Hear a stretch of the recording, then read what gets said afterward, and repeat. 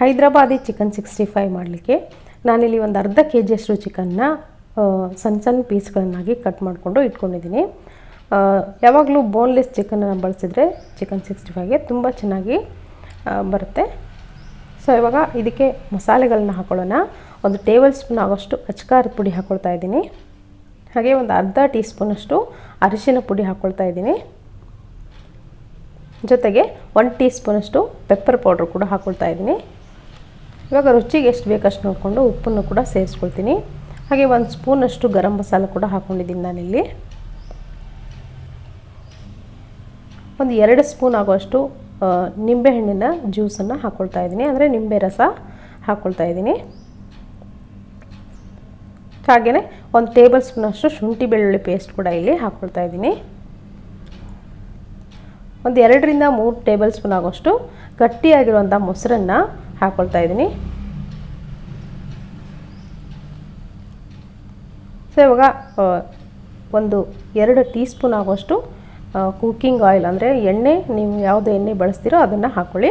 ಹಾಕ್ಕೊಂಡು ಚೆನ್ನಾಗಿ ಇದನ್ನು ಎಲ್ಲ ಮಸಾಲೆ ಎಲ್ಲ ಏನಿದೆ ಚಿಕನ್ಗೆ ಚೆನ್ನಾಗಿ ಒಂದು ಕೋಟಿಂಗ್ ಆಗಬೇಕು ಮೇಲ್ಗಡೆ, ಅಷ್ಟು ಚೆನ್ನಾಗಿ ನೀವು ಇದನ್ನು ಮಿಕ್ಸ್ ಮಾಡ್ಕೊಳ್ಬೇಕಾಗತ್ತೆ. ಕೈಯಿಂದ ಮಿಕ್ಸ್ ಮಾಡಿಕೊಂಡ್ರೆ ಒಳ್ಳೆಯದು.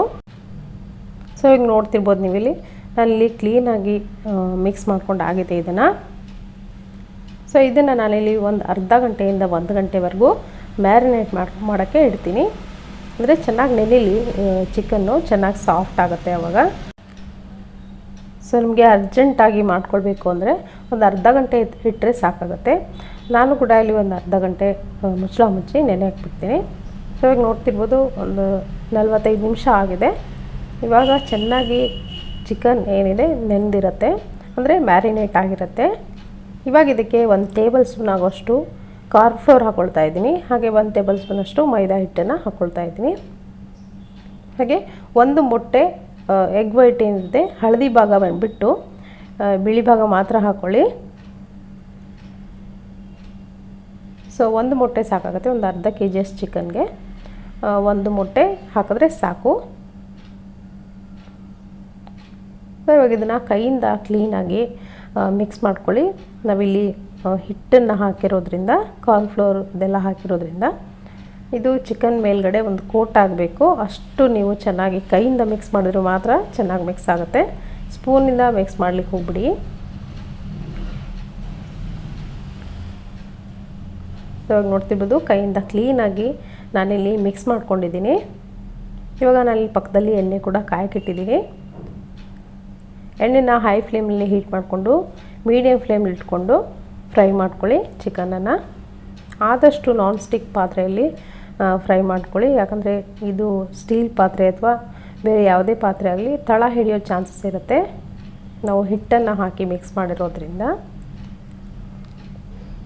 ಸೊ ಇವಾಗ ಒಂದೊಂದೇ ಪೀಸ್ಗಳನ್ನು ನೀವು ಹಾಕ್ಕೊಳ್ಳಿ. ಪಾತ್ರೆ ಎಷ್ಟು ಹಿಡಿಸುತ್ತೋ ಅಷ್ಟು ಮಾತ್ರ ನೀವು ಪೀಸ್ಗಳನ್ನು ಹಾಕ್ಕೊಳ್ಳಿ.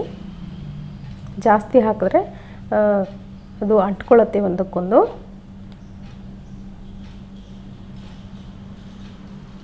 ಸೊ ಜಾಸ್ತಿ ಸಮಯ ತೊಗೊಳ್ಳಲ್ಲ. ನಾವು ಚಿಕನ್ ಪೀಸ್ಗಳನ್ನು ಚಿಕ್ಕದಾಗಿ ಕಟ್ ಮಾಡ್ಕೊಂಡಿರೋದ್ರಿಂದ ಸಮಯ ಜಾಸ್ತಿ ತೊಗೊಳ್ಳಲ್ಲ, ಬೇಗನೆ ಫ್ರೈ ಆಗುತ್ತೆ.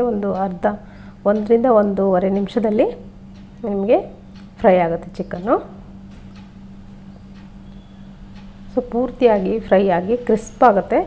ಅಲ್ಲಿವರೆಗೂ ನೀವು ಫ್ರೈ ಮಾಡಿಕೊಂಡು ಇದನ್ನು ತೆಗಿಬೋದು. ಇವಾಗ ಸಾಕು ಅನಿಸುತ್ತೆ, ನಾನಿಲ್ಲಿ ತೆಗಿತಾ ಇದ್ದೀನಿ. ಸೊ ಇದೇ ಥರ ಎಲ್ಲವನ್ನು ನಾನಿಲ್ಲಿ ಡೀಪ್ ಫ್ರೈ ಮಾಡಿಕೊಂಡು ತೆಗಿತೀನಿ.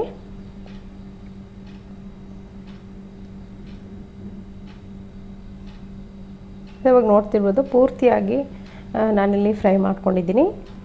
ಇವಾಗ ಈ ಥರ ನೋಡ್ತಿರ್ಬೋದು ಇಲ್ಲಿ ಮೇಲ್ಗಡೆ ಒಂದು ಕೋಟಿಂಗ್ ಥರ ಆಗಿದೆ. ಈ ಥರ ಆದರೆ ತುಂಬ ಚೆನ್ನಾಗಿ ಬರುತ್ತೆ ಚಿಕನ್ 65 ಏನಿದೆ. ಇವಾಗ ನೆಕ್ಸ್ಟ್ ಪ್ರೊಸೆಸ್ಗೆ ಹೋಗೋಣ. ನಾನಿಲ್ಲಿ ಒಂದು ಪಾತ್ರೆ ಬಿಸಿ ಇಟ್ಕೊಂಡಿದ್ದೀನಿ. ಇದಕ್ಕೆ 1-2 ಸ್ಪೂನಷ್ಟು ಎಣ್ಣೆ ಹಾಕಿದ್ರೆ ಸಾಗುತ್ತೆ, ಜಾಸ್ತಿ ಎಣ್ಣೆ ಹಾಕ್ಲಿಕ್ಕೆ ಹೋಗ್ಬಿಡಿ. ಸೊ ಇವಾಗ ಎಣ್ಣೆ ಚೆನ್ನಾಗಿ ಬಿಸಿ ಆದಮೇಲೆ 1 ಟೀ ಸ್ಪೂನಷ್ಟು ಜೀರಿಗೆ ಹಾಕ್ಕೊಂಡಿದ್ದೀನಿ. ಹಾಗೆ ಒಂದು ಅರ್ಧ ಗೆಡ್ಡೆ ಬೆಳ್ಳುಳ್ಳಿ, 1 ಇಂಚಿನಷ್ಟು ಶುಂಠಿನ ಸಣ್ಣದಾಗಿ ಕಟ್ ಮಾಡಿಕೊಂಡು ಹಾಕ್ಕೊಂಡಿದ್ದೀನಿ. ಇದನ್ನು ಚೆನ್ನಾಗಿ 1-2 ನಿಮಿಷ ಫ್ರೈ ಮಾಡ್ಕೊಳ್ಳಿ. ಹಾಗೆ ಸ್ವಲ್ಪ ಕರಿಬೇವಿನ ಸೊಪ್ಪು ಕೂಡ ಹಾಕ್ಕೊಳ್ತಿದ್ದೀನಿ. ಕರಿಬೇವಿನ ಸೊಪ್ಪು ಎಷ್ಟು ಹಾಕಿದ್ರೂ ಚೆನ್ನಾಗಿರುತ್ತೆ, ಸ್ವಲ್ಪ ಜಾಸ್ತಿ ಹಾಕಿದ್ರೂ ಕೂಡ ಚೆನ್ನಾಗಿರುತ್ತೆ.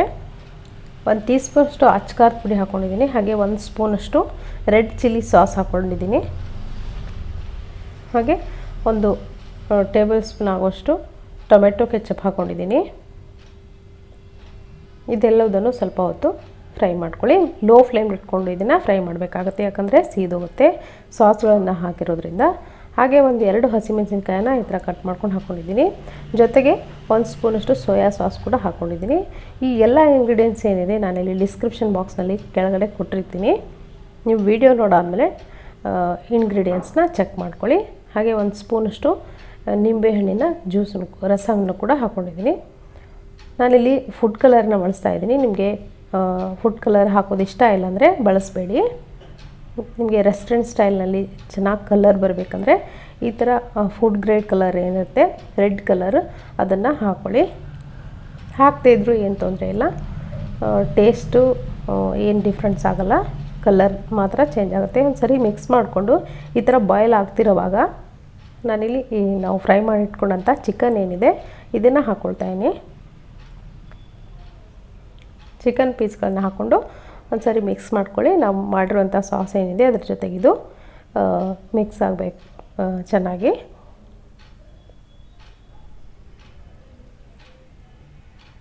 ಇವಾಗ 1-2 ನಿಮಿಷ ಈ ಥರ ಲೋ ಫ್ಲೇಮ್ ಇಟ್ಕೊಂಡು ಫ್ರೈ ಮಾಡ್ಕೊಳ್ಳಿ.